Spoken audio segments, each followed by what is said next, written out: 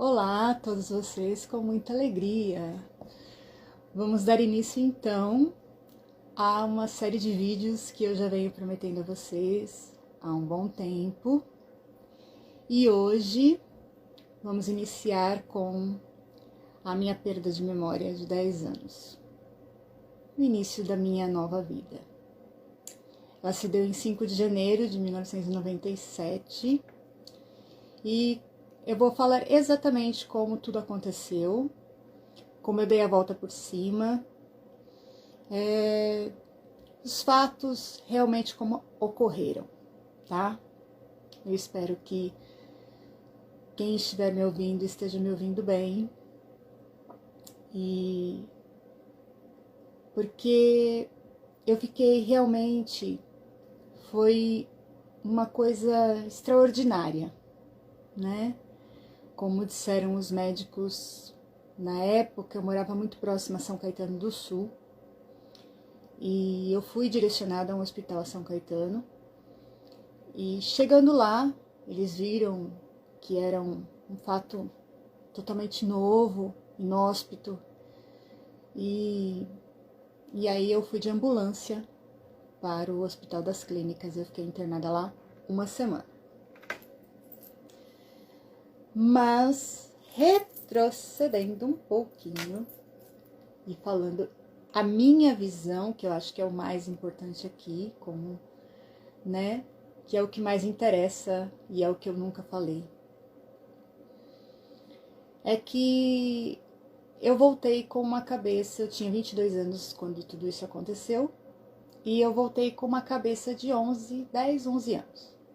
Só que eu morava exatamente na mesma casa em que eu morava quando eu tinha 10, 11 anos. Só que eu era uma mulher casada, com um filho de 2 meses e meio. E eu acordei no meio do corredor da minha casa. Então, quando eu acordei desmaiada ali, e eu abri os olhos, eu me recordo que meu primeiro pensamento foi: como do dia para a noite pintaram este corredor inteiro, que era um corredor bem comprido. E eu não me lembrava daquilo. Aí eu fui tentar levantar e eu senti uma tontura muito grande, uma dor de cabeça muito forte. E aí eu fui, né, segurar assim no chão para levantar. E aí foi aonde eu tive o primeiro susto, porque na minha ideia eu realmente estava com 10 anos e minha mão era uma mão de adulto. E eu assustei inicialmente. Eu falei, ué, tá acontecendo? E fui para a porta dos quartos, que seria o quarto dos meus pais, na minha mente. Quando eu olhei, todos os móveis tinham sumido dos meus pais e eram outros móveis. Eu falei, gente, eu tô sonhando, e um sonho muito ruim. É um sonho péssimo.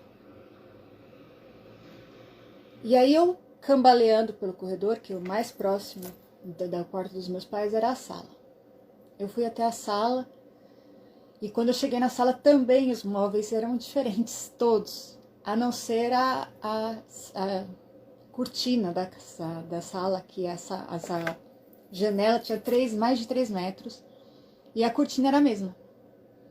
O restante todo tinha mudado. Eram outros móveis. E eu comecei a gritar pela minha mãe, desesperada, encostada na parede. E eu queria não acordar, eu me beliscava, porque eu queria acordar daquele sonho. Nisso, apareceu um homem na porta, que eu nunca tinha visto, e que na época era o pai do meu filho, meu ex-marido.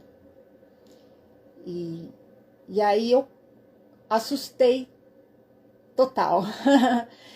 E aí sim, eu corri para aquele quarto do meu pai e da minha mãe e subi em cima da cama. E foi aí que eu me toquei que tinha uma criança dentro daquele quarto, que era o meu filho, e eu não sabia. Aí eu comecei a chorar, desesperada. porque ele falava: o que está acontecendo? O menino começou a chorar também, porque ele queria mamar, e eu nem sabia que eu tinha peito. E daí eu me abracei as minhas próprias pernas em cima da cama, e eu só sabia chamar pela minha mãe, chamar pelo meu irmão, chamar pela minha irmã. Eu estava desesperada. Eu queria acordar daquele sono, que pra mim era um pesadelo. E ele falava que ele era meu marido, e eu olhava pra ele, eu só sentia medo dele. Eu falava como eu podia ter casado com um homem que eu tinha medo. E não estava batendo aquela história. Aí ele ligou pra minha mãe chegou, e era muito assustador, porque minha mãe tinha envelhecido, tinha cortado os cabelos, meu pai estava com muito menos cabelo, meu irmão estava mais gordo, mais velho. E aí começou, eu falei: eu tô sonhando, será que eu viajei no tempo? Eu não conseguia entender nada do que estava acontecendo. Mas eu sentia o cheiro, eu sentia meu corpo, eu sentia tudo, e eu estava vivendo aquilo. E o único que teve a consciência de perguntar pra mim, porque eu falava: eu tenho 11 anos, eu tenho 11 anos, eu tenho 11 anos. Isso não tá acontecendo. Porque minha mãe falava assim: você tem que dar mamar pro Gabriel, Cris. Ele tá com fome, ela queria me dar aquela criança. E eu não vou dar, não tenho corpo para dar. Não é meu filho, eu não posso dar. E foi meu irmão. Eu me lembro que meu irmão falou assim: se você tem 11 anos, quem é o presidente? E eu é José Sarney, eu acabei de escutar isso na escola. Ele olhou assim, meu irmão sempre foi muito inteligente. E ele bateu na hora que tinha realmente alguma coisa errada. E aí meu pai falou assim: pronto, agora ficou louca. Isso eu me lembro. E aí minha mãe falou assim: você nunca mais repita isso. Então, se meu pai repetiu isso, ele nunca repetiu na minha frente. E aí ela pegou e virou pro meu marido, na época, pro meu irmão, e falou assim: você leva ela pro hospital agora. E aí havia ter acontecido alguma coisa. Onde ela estava, tentar entender o que tinha acontecido com ele. Ele falou que... eu falei que eu tinha acordado no corredor. E aí meu marido... ex-marido falou que eu devia ter desmaiado. Porque na época eu desmaiava muito por causa da epilepsia. Eu tinha muitos ataques ainda. Porque como toda garota nova, e no ano de 1996, 97, não se tinha ainda tantos medicamentos, tantos estudos sobre a epilepsia como se tem hoje em dia. E o que eu fiz? Eu simplesmente parei de tomar medicamento, porque eu engravidei. Então foi uma gravidez muito complicada e realmente, como eu queria amamentar, eu não queria tomar remédio. Essa era a grande verdade. E aí eu tive, com certeza, algum ataque, alguma coisa, e eu desmaiei. Só que eu fiquei muito tempo desmaiada. Faltou oxigenação no meu cérebro. E tudo isso aconteceu. Aí eles me levaram ao hospital. Chegando lá, viram que realmente eu tinha perdido uma grande faixa de memória. Não era somente a memória de curto prazo que eles dizem, né? Fizeram, naquela época não tinha tantos aparelhos de tomografia, ressonância, como se tem hoje. Você chega no hospital, tem vários. Não, naquela época não tinha tudo isso não, gente. Aí me transportaram para o Hospital das Clínicas. E eu fiquei lá uma semana. Os 3 últimos dias chamaram 2 médicos de Harvard. E eu me recordo que eu achava aquilo tudo muito louco, muito engraçado. porque eles faziam várias perguntas da época, e eu peguei bem a época do ano de 1986, 87 era o que eu mais me recordava, bem me lembrava mesmo, né? E então eu peguei aquela época do cruzado novo pro cruzeiro, né? Não sei quem viveu isso se recorda, tinha o FIR, então valia 13.840. E aí, do dia pra noite virou R$ 1,04. Você vê que eu tenho uma memória muito presente, muito firme disso. Porque eu repetia muito isso. E eu comprava o doce, né? Na padaria eu lembrava do valor do doce. Foi uma época muito difícil. Porque eu queria acordar daquele sonho. E aquele sonho, eu dormia e acordava nele. Eu dormia e acordava no mesmo sonho. Sem me recordar. Sem identidade. Formada na faculdade. Casada, civil religioso. Eu já tinha gestado um filho. E eu não tinha memória de nada disso. Foi bem difícil. Eu não vou dizer que foi fácil, porque não foi.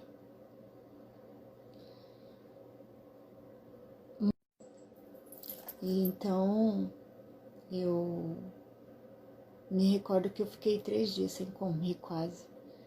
Porque eu fazia um exame em cima do outro, principalmente quando esses médicos chegaram de fora.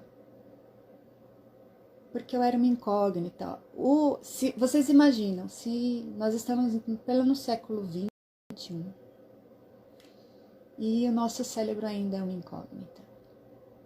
Eu fiquei, pelo que eles fizeram de exames, mais de 2 horas sem oxigenação no cérebro. As minhas ressonâncias, elas saem cheias de pontinhos branquinhos, como uma pessoa que tem Alzheimer. Todas as vezes que eu levo um neurologista, ele manda eu refazer falando que não é minha. É complicado. Mas eles não conseguiam entender como eu tinha cognição, como eu tinha um entendimento, como eu tinha a fala e como eu conseguia me lembrar de detalhes. De quem era o presidente, de quanto valia a nota, e as perguntas de quanto era o valor do doce. Essas perguntas eram quem era o meu amigo, quem era o meu professor, e eu nunca errei nada. Mas eles esqueceram de perguntar. Eu sabia que eu não me recordava realmente de nada do que eu tinha vivido. Mas eu também não tinha perdido o que eu tinha aprendido. Algumas coisas. E aí era o que mais interessante foi depois a continuação do estudo, né? Porque esses médicos ficaram lá. No final, quando eles estiveram me liberando, minha mãe falou: mas você vai liberar ela sim, ela não consegue se recordar. E eu me recordo que era um médico muito branco, aqueles americanos bem brancos. E eu me lembro dele falar assim: do you believe a miracle? She is a miracle. E apontar pra minha cara foi a primeira coisa que eu me lembro em inglês. Então, se vocês acreditam em milagre, ela é um milagre. Porque, pelo que ele explicou, eu tinha que ficar como um vegetal, né? Numa cama. Pelo tempo de falta de oxigenação no cérebro, pelo tempo que eu fiquei desacordada. Não era para eu ter a cognição, não era para eu ter as lembranças, nem toda a movimentação do corpo como eu tinha. E aí eu fui para casa, comecei o tratamento com o psiquiatra. Eu fiz esse tratamento durante 2 anos. E desde o primeiro dia, ele deixou bem claro que o que eu poderia recordar seria no primeiro ano. E eram recordações muito fortes. Era como se eu estivesse revivendo. Quando vinham as recordações, eram impactantes.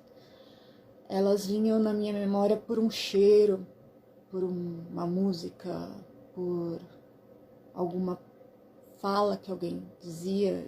E me vinha na memória o que eu tinha vivido com alguém ou alguma leitura. E inicialmente foi assim. E aí eu parava. Era como se eu tivesse hoje um conhecimento maior que eu tenho de epilepsia, uma epilepsia, uma parada, sabe? Eu ficava parada, mas não é que eu estava revivendo aquilo. E eu revivia com cheiro, se eu tivesse sofrido, eu sofria de novo, com todas as emoções que eu tinha vivido naquela época. Então era muito perigoso eu sair de casa. Naquele primeiro ano era muito perigoso eu viver, eu fazer qualquer coisa. Porque do nada eu podia voltar um tempo, dizer assim, né? E reviver as emoções que eu tinha revivido. E aí minha mãe teve uma... Porque naquela época a gente vivia de papel de carta, de fazer diário, de escrever no caderninho, fazer perguntas para os amigos, né? Então minha mãe teve essa ideia de me dar essas coisas que eu tinha feito para os meus amigos responderem, os papéis de carta, os vídeos do nascimento do meu filho, essas coisas. Quando ela percebeu que era assim que eu me recordava das coisas. E as pessoas, porque inicialmente as pessoas vinham me visitar. E eu vi muitas pessoas falando de uma pessoa maravilhosa, de uma pessoa boa, que tinha ótimas histórias para contar, que tinha uma experiência incrível, uma pessoa maravilhosa. E isso foi primordial para mim.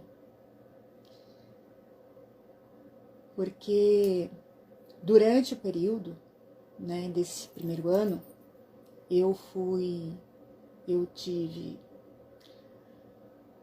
meu rim, ele dobrou de tamanho, eu fiquei 42 dias internada, quase entrei em hemodiálise e eu tive meu primeiro EQM.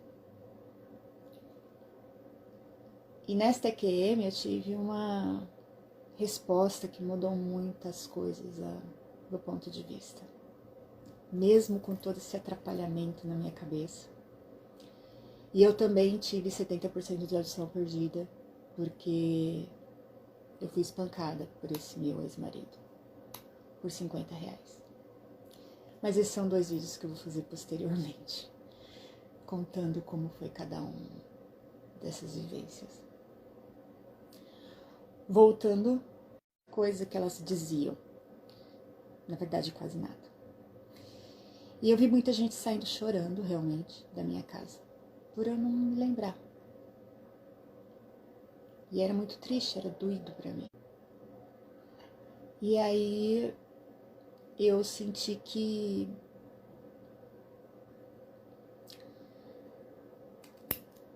aquele momento, sabe, chegou um momento em que aquele primeiro ano realmente eu me recordei de muita coisa, me lembrei de muita coisa, do que eu tinha vivido, do que eu tinha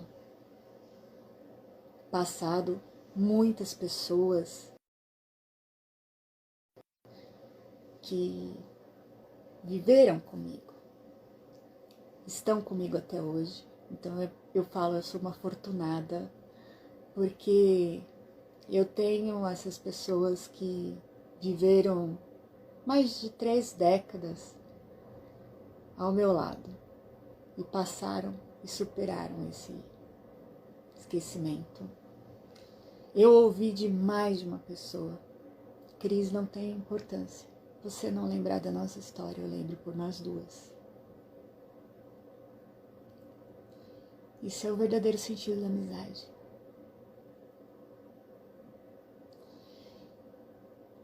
Isso é se sentir amada.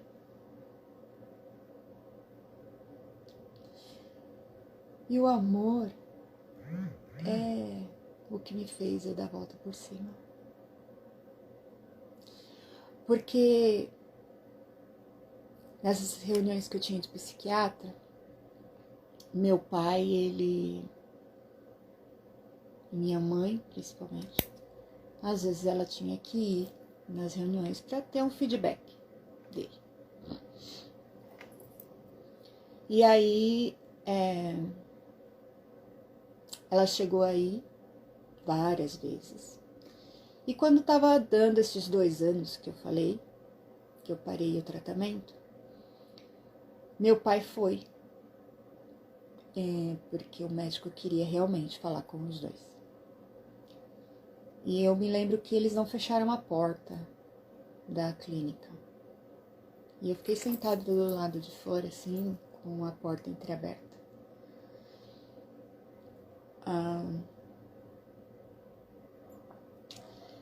Eu me lembro do médico explicando para ele: olha, o que ela conseguiu lembrar até agora, ela lembrou, e agora ela vai ser uma pessoa que vai ser dependente do senhor, ela vai ter uma vida mais nem tão ativa, porque encarar o mundo como ele é hoje para ela é muito difícil. O mundo mudou muito, né? É como eu falei, eu voltei num mundo onde o presidente era José Sarney, era Fernando Henrique Cardoso, e na minha cabeça o mundo era de José Sarney. Eu voltei num mundo onde eu tinha um filho, mas a minha cabeça tinha 11 anos. Foi muito difícil até eu entender quantos anos. Até hoje eu tenho que fazer cálculo, na verdade, para saber quantos anos eu tenho. Se você pergunta quantos você tem, Cris, eu tenho que fazer o cálculo do ano que eu vivo pro ano que eu nasci. Eu nunca me lembro, e não é porque eu sou mulher, não. Eu não gosto de falar de quantos anos eu tenho. Porque pra mim tanto faz se eu tenho 10 anos a mais ou 10 anos a menos. Porque eu acredito que eu já conheci adolescentes com cabeça de velhos e velhos com cabeça de adolescentes e vitalidades de um adolescente. Mas é que eu não me recordo. É difícil eu ter essa paridade, sabe? De saber realmente quantos anos eu tenho. Então, isso daí é o que menos importa. Quantos anos a gente tem. Eu nunca me apeguei a isso. Porque esse foi meu primeiro aprendizado quando eu perdi a memória. Não importa quantos anos você tem. Importa o que você faz da sua vida com a idade que você tem. E o que você faz da sua vida no seu dia. Para ele ser fantástico, para ele ser único, para ele ser especial. Isso sim importa, isso sim vale a pena saber. Eu me recordei do meu filho 3 meses depois que eu perdi a memória. Com um vídeo que minha mãe colocou para eu assistir.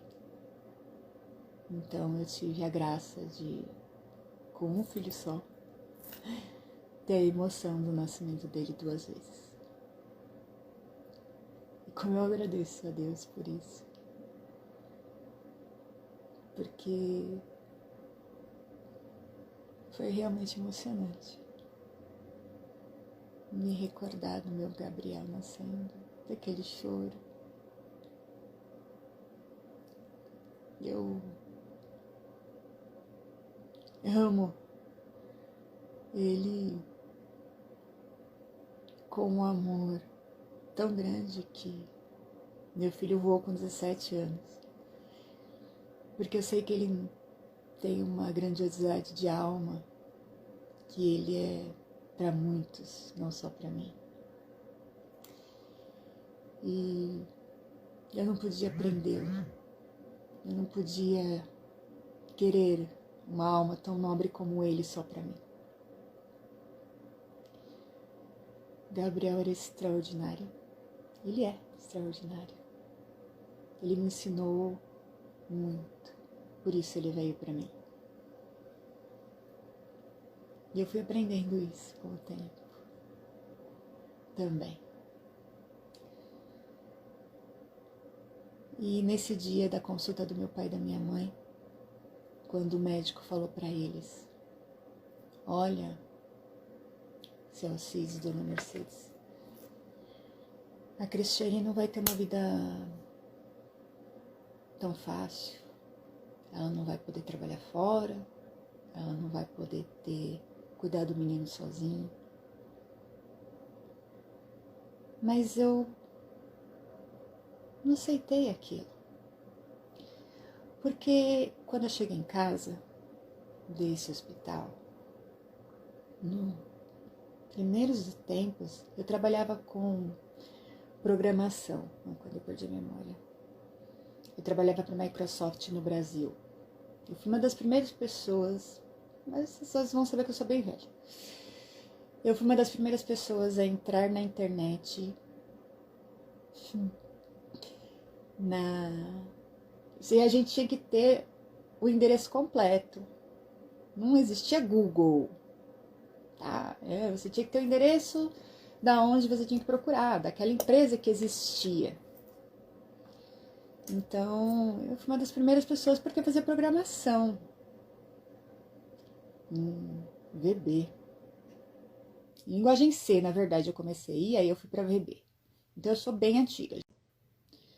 Neste momento, meu pai pegou, bateu na mesa, né, com as duas mãos e falou: como assim? Ela já vem aqui há 2 anos, toda semana. E agora você vem me dizer que ela vai depender de mim? Eu não vou cuidar de filha nenhuma, eu não vou cuidar de ninguém. Eu não vou ter ninguém independente, eu não vou cuidar de neto, eu já cuidei de filho. E eu, do outro lado da porta, eu parei e pensei: esse médico tá errado.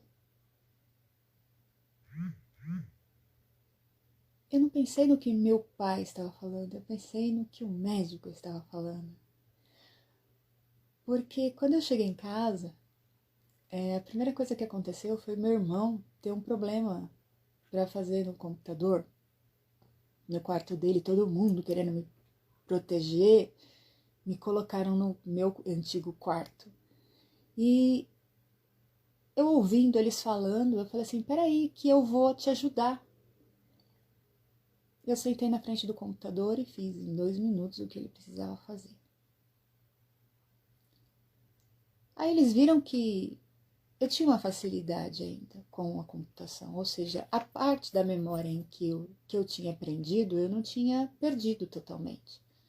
Eu só tinha perdido a vivência, o que eu tinha vivido. Mas eu só fui descobrir isso quando eu cheguei em casa e 2 semanas posterior ao ocorrido. Então, quando aquele médico 2 anos depois falou que eu ia ter que depender dos meus pais, que eu ia ter não sei o que meu pai deu aquele pá em cima da mesa, aquilo parecia que bateu no meu coração, sabe? Eu falei assim: eu não vou depender de ninguém. E eu tenho um filho. E eu fui espancada. E Ele acabou com o meu dinheiro. Eu não vou deixar isso acontecer. Eu levantei meio atordoada porque eu ia na UBS, perto da minha casa,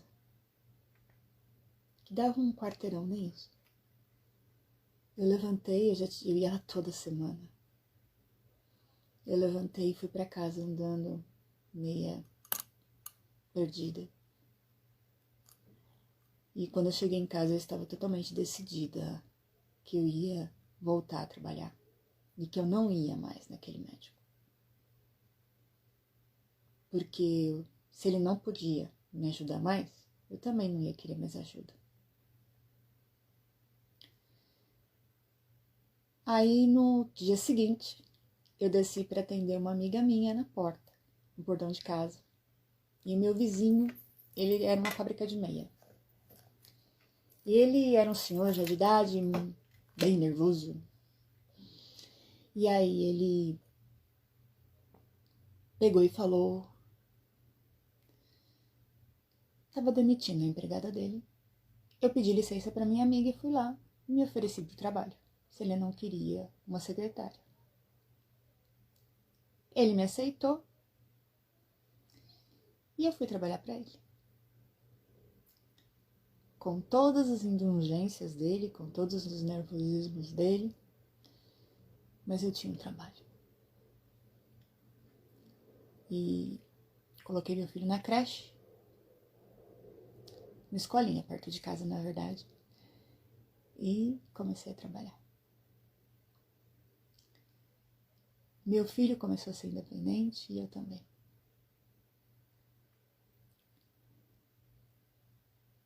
Eu fiquei nessa empresa uns 4 meses. Aí eu olhei no jornal e eu era sou formada em administração de empresas. Mas eu nunca tinha pego um ônibus sozinha. Eu não saía sozinha. Nem na esquina. Mas eu achei que eu não tinha que ficar aguentando aquilo. Que eu tava aguentando com aquele homem. Ele era um homem muito difícil de se trabalhar. Daí eu falei assim, eu fui numa empresa que eu olhei no jornal e falei, eu vou numa empresa bem grande e tinha aberto vaga para vendas.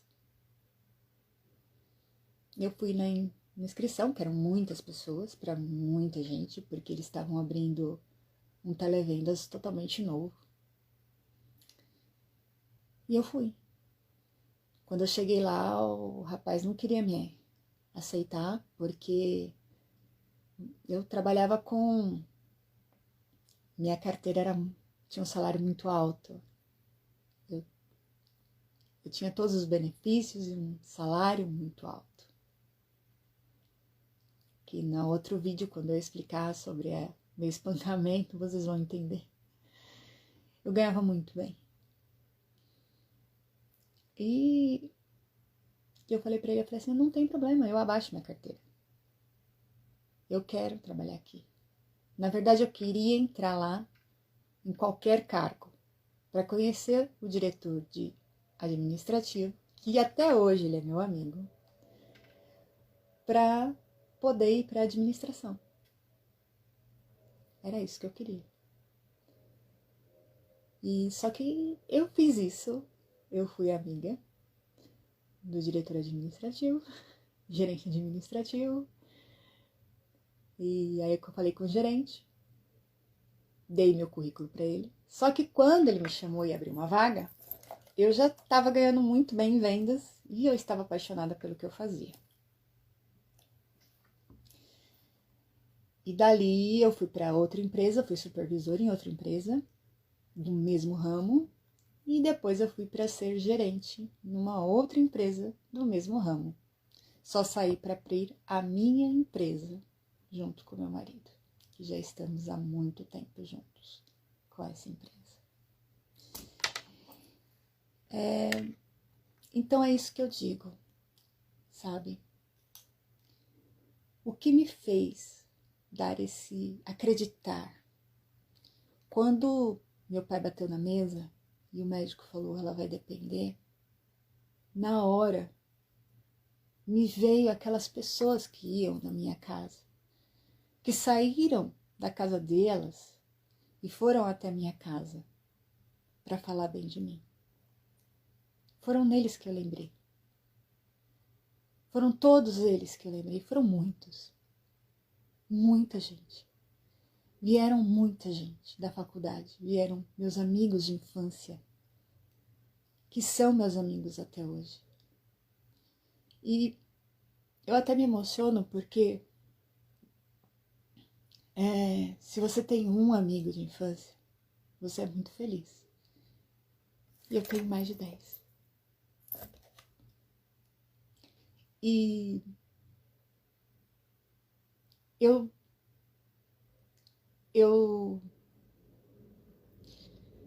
só tenho a agradecer a todos eles, porque eles nem sabem a força e o poder que eles tiveram no meu interior, com o amor que eles me deixaram na minha alma e no meu ser. Porque foi a mola propulsora para eu acreditar em mim e dizer, eu posso fazer uma nova história. Porque se eu fui boa, eu sou boa. E eu vou fazer uma nova história, melhor ainda. E foi isso que eu fiz. Eu acreditei que eu podia. Eu acreditei que iria dar certo. Eu acreditei que meu filho merecia uma mãe que estaria ao lado dele, que estaria torcendo e segurando a mão dele.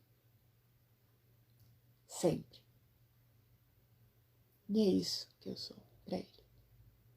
Alguém que está ao lado dele, segurando a mão dele, torcendo por ele, aplaudindo. Eu não queria que ele tivesse vergonha, porque eu não merecia isso, eu não merecia pena. Entende? Foi fácil? Não foi fácil. A primeira vez que eu tomei um ônibus, eu tomei ele errado para ir trabalhar. Eu desci no final, no ponto final, e tive que voltar tudo de novo. Eu fui trabalhar com 24 anos, com uma cabeça de 13. 12 para 13 anos.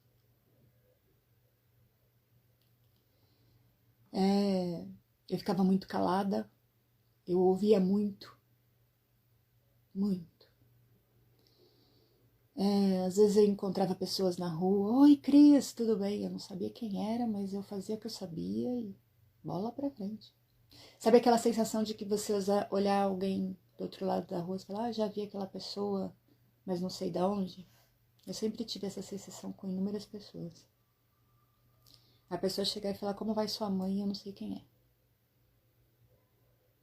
Me parar dentro do supermercado, me contando histórias a meu respeito. E eu não sei quem é. Eu já vivi tudo isso. Mas eu refiz minha vida.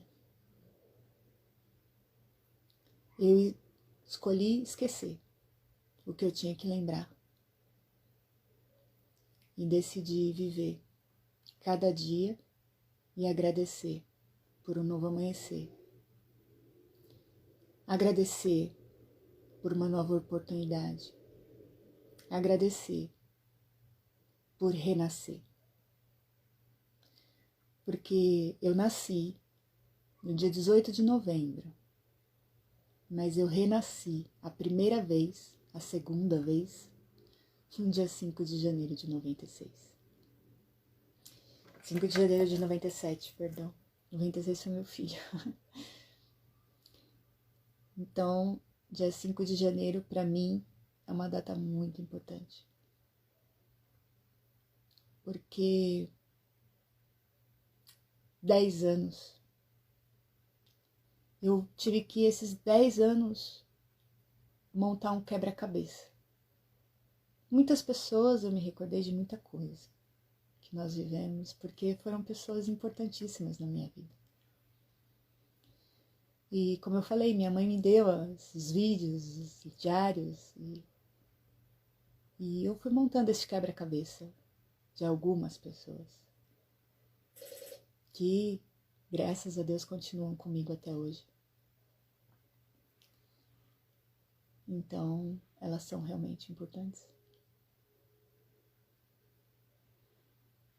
E aí que eu pergunto a vocês, priorizem também a vida de vocês. Aceitem mais o que Deus lhe dá. Eu fiquei 2 anos trancada dentro de casa, aprendendo. 2 anos. Eu fiquei lendo, eu lia muito, eu aprendi a fazer crochê, tricô, eu aprendi bordar tapete, eu aprendi a fazer flor de vidro, eu aprendi a fazer pintura em gesso, porque minha mãe me queria sempre com minha mente pensando em algo produtivo. E ela não estava errada.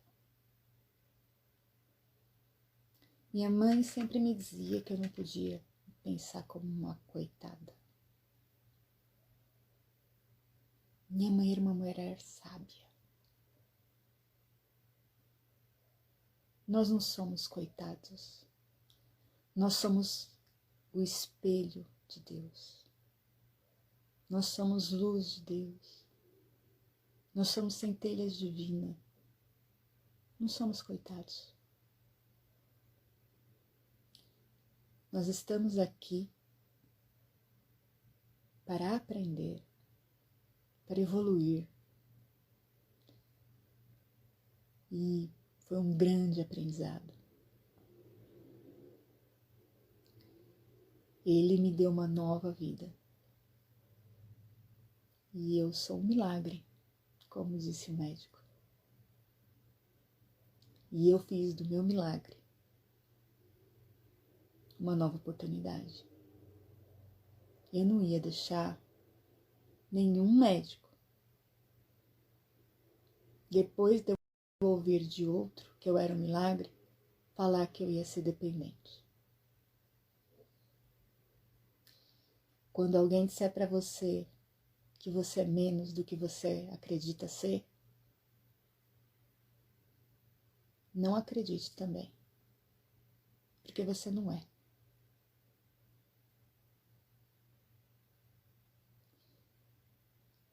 Agora na Covid eu vejo que muita gente tá complicado ficar trancado, tá complicado ficar preso. Eu tô levando mais tranquilo, talvez por eu já ter vivido isso. E eu tenho muitas doenças autoimunes, então realmente eu estou trancada. E estou aprendendo muito. Minha alma está agradecendo. Eu estou evoluindo. E eu só tenho a agradecer. Novamente, por mais esse aprendizado. Mas eu sei o quanto é difícil encarar um mundo novo. E nós temos um mundo novo à nossa espera. Todos nós agora.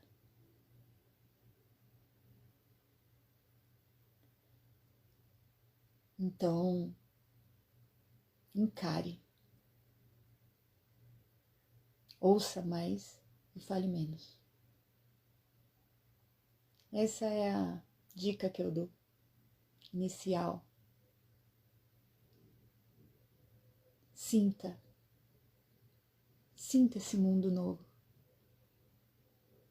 Ele tem muito para te oferecer. Sinta a cada dia, agradeça a cada dia. Porque nós estamos aqui para viver, para sermos felizes.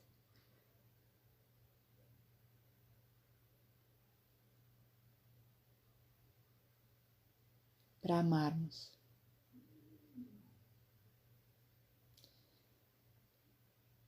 Eu espero ter te deixado aí, ter explicado tudo o que eu vim explanar a respeito dos 10 anos. Se ficou alguma dúvida, é só vocês colocarem que eu